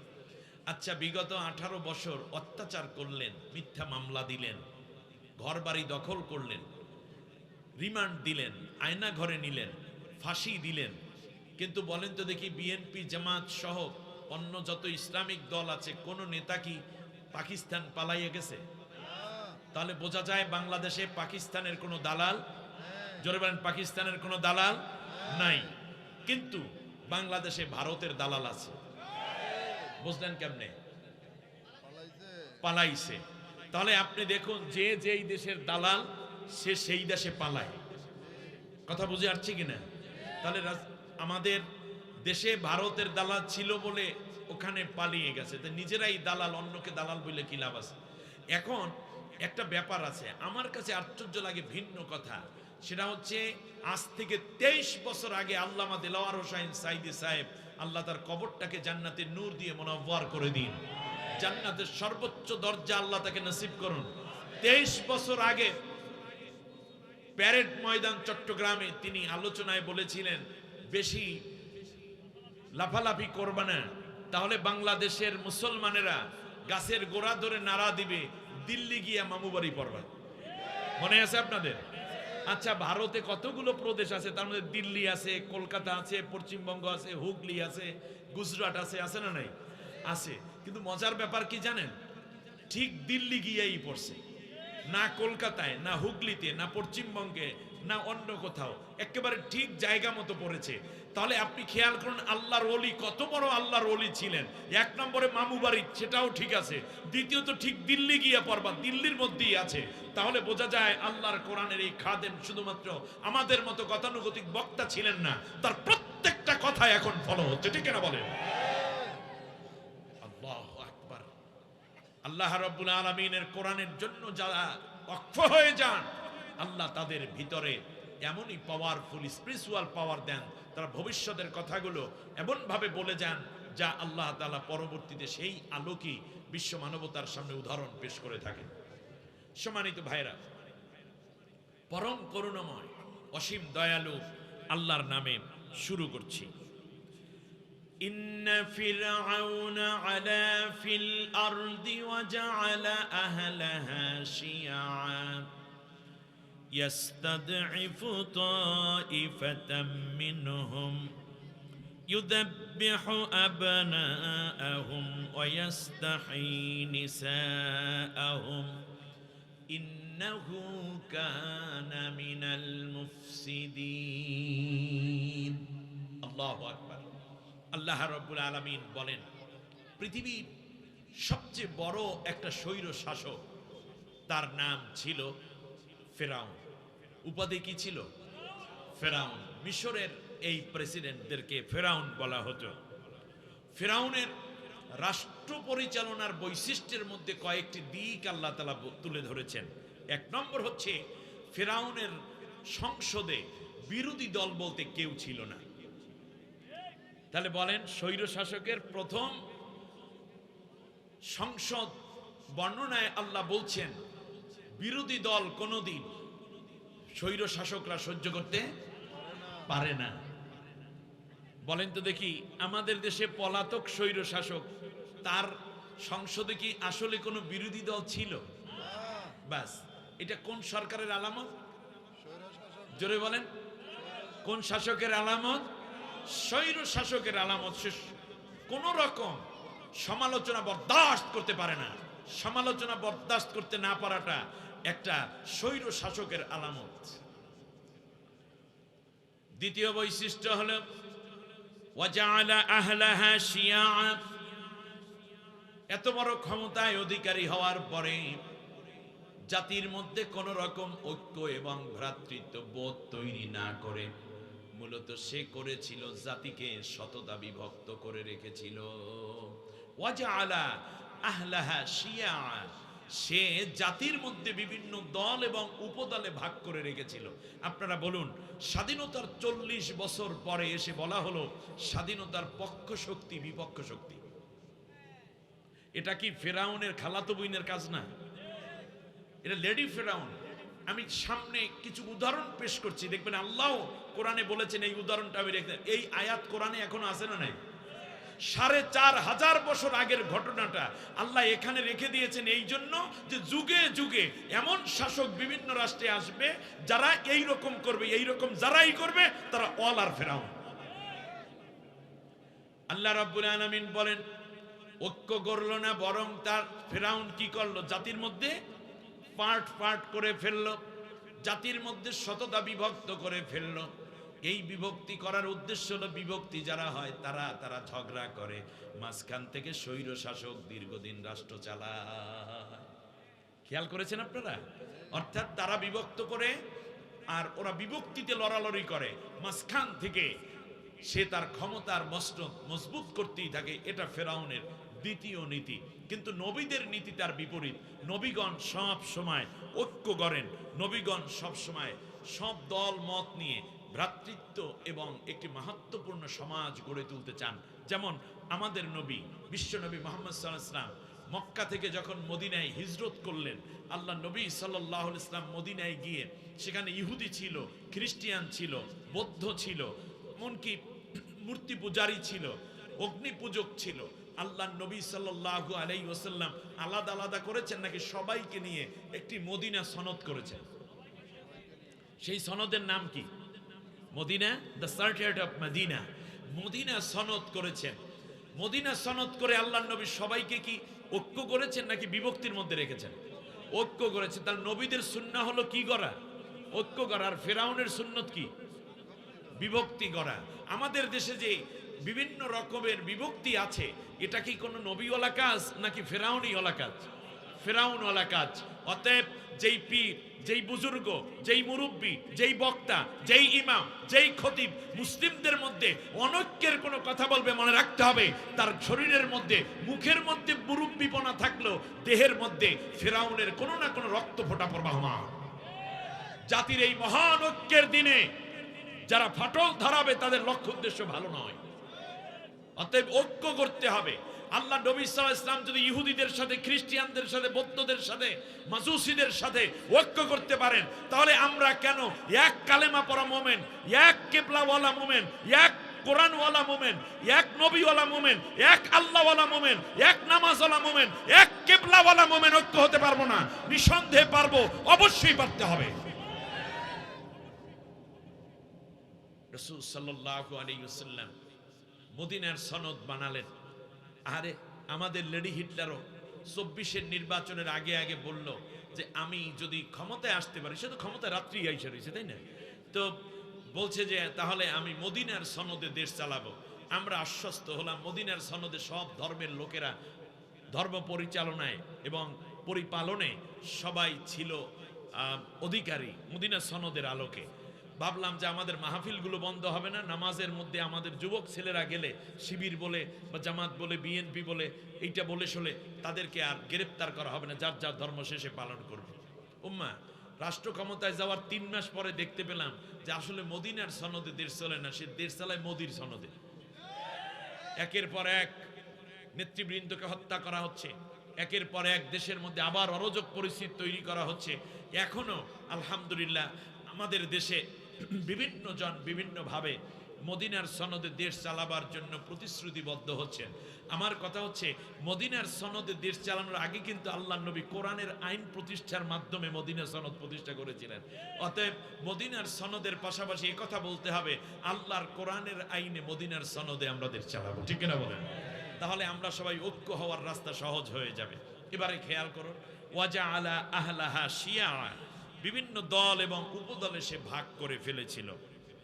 দল অনেক এবং সেখানে মতাদর্শ অনেক প্রতিষ্ঠা করেছে ফেরাউন, কিন্তু ইয়াস্তাদিফু তাইফাতাম মিনহুম, দল অনেক হলেও অত্যাচার নির্যাতন করেছে ফেরাউন এক দলের উপরে। ইয়াস্তাদিফু তাইফাতাম মিনহুম, তাহলে ফেরাউনের রাষ্ট্রে দল, উপদল, মতবাদ, মাযহাব কিংবা তরিকা অনেক, কিন্তু অত্যাচার সইত, অত্যাচার করতে কয় দলের উপরে ফেরাউন? এক দলের উপরে। ইয়াস্তাদিফু তাইফাতাম মিনহুম, এক দল, একটা দলের উপর অত্যাচার করত। বিগত স্বৈর শাসক বাংলাদেশে তো কত দলই আছে, কত মত আছে, কত পার্টি আছে, কিন্তু নির্যাতন করেছে কয় দলের উপরে? বুঝতে হবে। আমি আধা ঘন্টা বলছি না, প্রথম 30 মিনিট যাচ্ছে। ইয়াস্তাদিফু তাইফাতাম মিনহুম, একটা দলের উপরে অত্যাচার করত, নির্যাতন করত। এই নির্যাতনটা কেমন ছিল সেইটা বোঝাতে গিয়ে আল্লাহ রাব্বুল আলামিন বলেন, ইউযাব্বিহু আবনাআহুম ওয়া ইস্তাহয়ী নিসাআহুম। ওই দলের, যেই দলের উপরে নির্যাতন করত, তার কারণ ফেরাউন জানতো এই দলটাই আমার সমকক্ষ হবে, এই দলটাই আমার রাষ্ট্রটা দখল করবে, এই দলই আমার পরে ক্ষমতায় আসার আশঙ্কা, এই ভয় থেকে ওই দলের উপর সে অত্যাচার করত। সুবহানাল্লাহ। আপনি দেখুন, অত্যাচার করার কারণ একটাই, সেটা হচ্ছে ফেরাউন বুঝতো যে অন্য যে দলটল আছে এগুলো দিয়ে তেমন কোনো পাত্তা দিয়ে লাভ নাই, আমারে যদি খায় তাহলে এই দলটাই খাইবে, এরা সুসংগঠিত, সুসংহত, বুদ্ধিমত্তা, প্রজ্ঞা, দূরদর্শিতা এদের বেশি, অতএব আমাকে ধাক্কা মেরে ফেলে দিয়ে এই দলটাই কেবল আমাকে চ্যালেঞ্জ করতে পারে। এই কারণে ওই দলের উপর তার ক্ষোভ, ওই দলকে ছোট করে রাখাই তার টার্গেট। মূলত এটা যে ফেরাউন করেছে, এটা করেছে তার ক্ষমতায় টেকানোর জন্য, কারণ তার প্রতিদ্বন্দ্বী বলে ওই দলটাই ছিল। আমি তো মনে করি নির্যাতন যা হয়েছে এক দলের উপরে বা অন্য দলের উপরে, তার মূল কারণ ছিল প্রতিদ্বন্দ্বী হওয়ার কারণে নির্যাতন করেছে, ঠিক কিনা? কিন্তু আমরা বুঝি কিনা সেইটা আগে ঠিক বললে হবে না, সামনে ঠিক কাজেও লাগাতে হবে। এরপর আল্লাহ তাআলা বলছেন অত্যাচারের ধরনটা কেমন ছিল শোনো। ইউযাব্বিহু আবনাআহুম, ফিরআউন ওই দলের নেতৃবৃন্দ যারা ছিল তাদেরকে জবা দিত। কাদেরকে? নেতৃবৃন্দকে। এখানে তাফসিরে মাঝারির মধ্যে আল্লামা সানাউল্লাহ পানিপতি চমৎকার কথা বলেছেন রহমাতুল্লাহি আলাইহি। তিনি বলেছেন এই বিনা, সেখান থেকে ইবনুন, আবনা, এগুলো বহু বচন। বিনা মানে হচ্ছে খুঁটি। বিনা অর্থ কি? খুঁটি, ফাউন্ডেশন, পিলার। ইসলামের বেনা কয়টা? 5টা, তাই না? কালেমা, নামাজ, রোজা, হজ, যাকাত, যেটা আমরা একবারে ছোটবেলা থেকে শুনে আসছি। তো যাই হোক, এই যে 5টা কি বেনা, এর উপরে কি দাঁড়িয়ে আছে? ইসলাম দাঁড়িয়ে আছে খুঁটির উপর, ইসলামের মূল বেনা।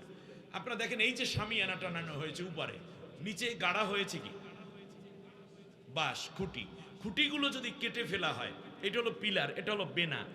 যদি বেনাগুলো ভেঙে দেয়া হয়, খুঁটিগুলো কেটে দেয়া হয়, তাহলে কি উপরে শামিয়ানা থাকবে? ঠিক তেমনই একটি রাজনৈতিক দল যখন বলা হবে, তখন এই খুঁটি হইল নেতারা আর কর্মীরা হইল উপরে শামিয়ানার মতো। যদি খুঁটিগুলোকে কেটে দেয়া হয়, নেতাদেরকে হত্যা করা হয়, তাহলে দলটা আর থাকবে না। এই জন্য ফেরাউনের টার্গেট হলো যে ওই দলের নেতাদেরকে হত্যা করে ফেলো, ওয়াস্তাহি নিসাআহুম, এবং সে নারীদের ক্ষমতায়ন করত। কারণ নারীদের ক্ষমতায়নের ফলে দেশের মধ্যে যুব সমাজগুলো চাকরি পেত না, নারীরা ঘর থেকে বের হয়ে আসতো, ফলে জিনা, ধর্ষণ, ব্যভিচার বেড়ে যেত। যুবকরা এমএ পাস করার পরেও চাকরি পায় না, আর একটা মেয়ে মেট্রিক পাস কইরা 30,000 টাকা বেতন, আমার কোনো অসুবিধা নাই। আপনাদের কোনো অসুবিধা আছে? নাই। কিন্তু নারীরা যখন একটি কর্মসংস্থান খুঁজে পায়, আর সেই সমাজ যদি যুবকরা বেকার থাকে, তাহলে দেখা যায় কি জানেন, একজন নারী বেতন যতই পাক তা দিয়ে সংসার চালানো দূরের কথা, নিজের লিপস্টিক কিনতে কিনতেই শেষ। উপরন্তু দেখা যায় যে অফিস আদালতে যখন যায়, তখন মেয়েটা যখন চাকরি করে, তার স্বামীও যদি থাকে, বেকার যদি হয় সেই স্বামী, কয়দিন পর দেখবেন দাম্পত্য জীবন সংসারই ভেঙে যায়। তুমি আমার টাকায় চলো, তোমার শরম করে না? তুমি পুরুষ মানুষ। বাচ্চা লালন করে জামাই স্বামী, আর বউ যায় অফিসে, ওই টাকা দিয়ে বাজার করতে যায় স্বামী। এইরকম একটি ভারসাম্যহীন সমাজ কায়েম করেছিল ফেরাউন।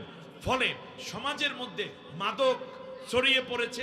আর ফেরাউন একটা কাজ করেছে, সেটা হচ্ছে আল্লাহ রাব্বুল আলামিন সূরা তোহার মধ্যে বলেছেন যে যুবকদেরকে সে তার পার্সোনাল কাজে লাগিয়ে দিত। সেটা এইভাবে যে আমার বিরুদ্ধে যারা আছে তাদেরকে মারবি, কাটবি, তাদেরকে হত্যা করবি, তাহলে আমি তোদেরকে টেন্ডারবাজি দিয়ে দেব, চান্দাবাজি দিয়ে দেব, আমি তোদেরকে এই রাস্তাঘাটের কাজ দিয়ে দেব। আর যখনই আমার বিরুদ্ধে কেউ বলবে, সাথে সাথে আইসা তাদেরকে তোরা মারবি। যে যত মারতে পারবি সে তত বেশি পোস্টে উন্নীত হতে পারবে।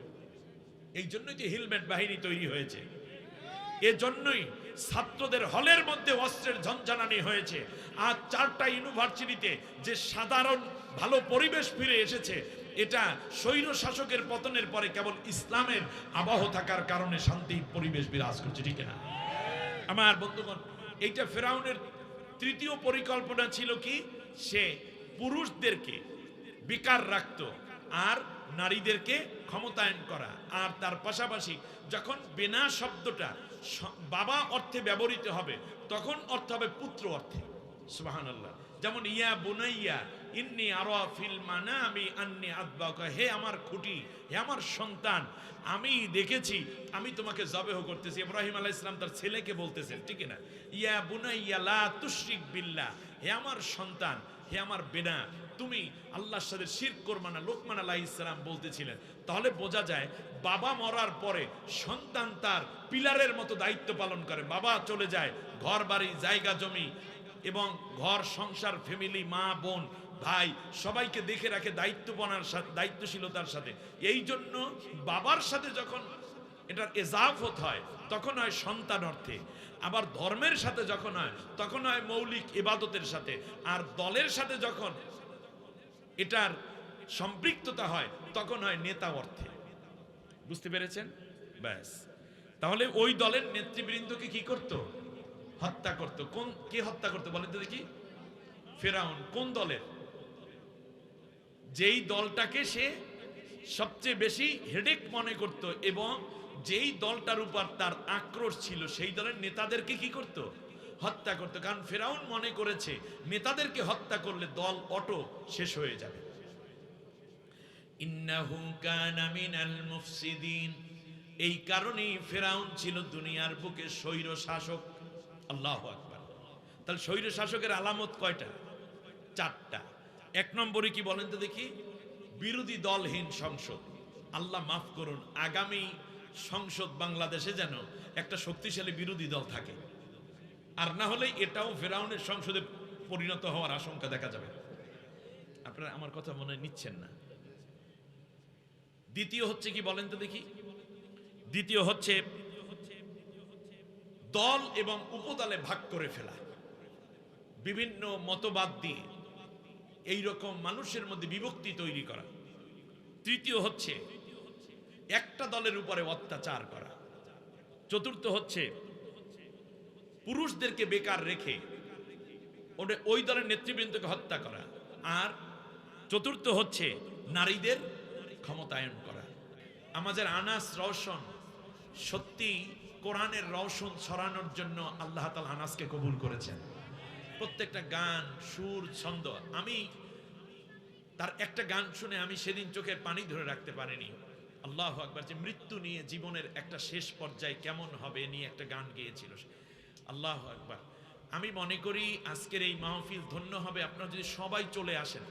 আমার আলোচনার সময় যারা আসতে পারেননি, এখন চলে আসুন, দেখুন জীবনকে আলোড়িত হোক। আপনার গানের সুর শুধু এইখানে থাকলে হবে না, যে সুর আরশ পর্যন্ত উঠে সেই সুর দিতে হবে। আমি মনে করি আমার কলিজার টুকরা ছোট্ট ভাই আনাসের কণ্ঠটাকে আল্লাহ যেন তার আরশ পর্যন্ত উঁচু করে দেন, আল্লাহ তার সম্মান বাড়িয়ে দিন। যে মা আনাসকে গর্ভধারণ করেছেন, আল্লাহ মায়ের গর্ভকে নূর দিয়ে মুনাওয়ার করে দিন। রত্ন গর্ভা হিসাবে আল্লাহ তাকে, মাকে সম্মানিত করুন, বাবাকে সম্মানিত করুন। এই পরিবার পুরোটাই দিনদার এবং দ্বীনের খাদেম হিসাবে আল্লাহ তাদের কবুল করেছেন। আল্লাহ যেন আরো তারাক্কি দান করেন। আমি যে জায়গাটা রেখেছিলাম সেটা হচ্ছে আল্লাহ তাআলা বলছেন, শোনো, আমি আল্লাহ তাআলা ওই দলের লোকদেরকে পরবর্তীতে আমি শক্তিশালী করে দেব। সুবহানাল্লাহ। জানাজাটা পর্যন্ত পড়তে দেয় নাই, ফাঁসি দিয়েছে। ফাঁসির আগের রাত্রে ছেলে যখন দেখা করতে গেছে বাবার সাথে, বাবা বলছে তুমি জানাজা পড়ার নিয়ম কানুন ভালো করে পড়বা। ব্যারিস্টার আরমান, আপনারা কি ভুলে গেছেন এই কথাগুলো? আমি বলছি শহীদ মীর কাসিম আলী ভাইয়ের কথা। বাবা আমার তো ফাঁসি হবে, তুমি আফসোস করবে না, তুমি জানাজাটা ভালো করে দোয়া কালাম। বলে আব্বা জানি, বলে আরো একটু রিভিশন দিও, কারণ আমার জানাজা তুমি পড়াবে। কিন্তু ওই রাতের শেষ প্রহরে ছেলেটাকেও কিডন্যাপ করে নিয়ে যাওয়া। একটা ফ্যামিলি চিন্তা করুন, বাংলাদেশ গড়ার জন্য প্রায় অর্ধেকটা অবদান এই মীর কাসিম আলী। লক্ষ লক্ষ ছেলে মেয়েদের চাকরি দিয়েছে, ইসলামী ব্যাংক করেছে, ইবনে সিনা করেছে, ইবনে সিনা হাসপাতাল করেছে, ইসলাম ব্যাংক হাসপাতাল করেছে, ইসলাম ব্যাংক ফাউন্ডেশন করেছে। কি এক অর্থনৈতিক বিশাল বিপ্লব তিনি করলেন। লক্ষ লক্ষ বেকার যুবকের চাকরি হলো, ইসলামের সৌন্দর্য ফুটে উঠলো অর্থনৈতিক জায়গায়, সেবার জায়গায়। ভারত দেখলো এইভাবে যদি এই লোকটাকে বাঁচিয়ে রাখা হয় তাহলে ভারত আর কোনোদিন দাদাগিরি করতে পারবে না। চিকিৎসায় যদি ইবনে সিনা দাঁড়িয়ে যায় তাহলে বাংলাদেশ থেকে কেউ আর ভারত গিয়ে লক্ষ লক্ষ টাকা খরচ করে চিকিৎসায় যাবে না। তার চেয়ে বেশি ভালো চিকিৎসা ইবনে সিনা দেওয়া শুরু করবে। ইবনে সিনা মেডিকেল কলেজ করলেন, নার্সিং কলেজ করলেন, শেষ পর্যন্ত যেটা করলো এর তো মারা দরকার, শেষ পর্যন্ত নির্দোষ এই মানুষটাকে মারা হলো। ছেলে জানাজা পড়বে, ছেলে 8 বছর পর্যন্ত আয়না করে। আমার কথা আপনারা বুঝতে পেরেছেন? তাহলে বোঝা যায় কি, সেটা হচ্ছে এই যে অত্যাচারগুলো হলো, আল্লাহ রাব্বুল আলামিন বলছেন শোনো, ওরা ছিল দুর্বল, আমি আল্লাহ এখন তাদেরকে শক্তিশালী করে দেব। সুবহানাল্লাহ। বলেন প্রিয় বন্ধুগণ, আল্লাহ রাব্বুল আলামিন এরপর বলতেছেন মিনহুম মা কানু ইয়াহজারুন ওয়া নুরিয়া ফিরআউনা ওয়া হামানা ওয়া জুনুদাহুমা মিনহুম মা কানু। এখন বলেন তো দেখি, বিএনপির লোকরাও তো ভিকটিম কম হয় নাই। বিএনপির লোকরা বাড়িতে ঘুমাতে পারছে? পারে নাই।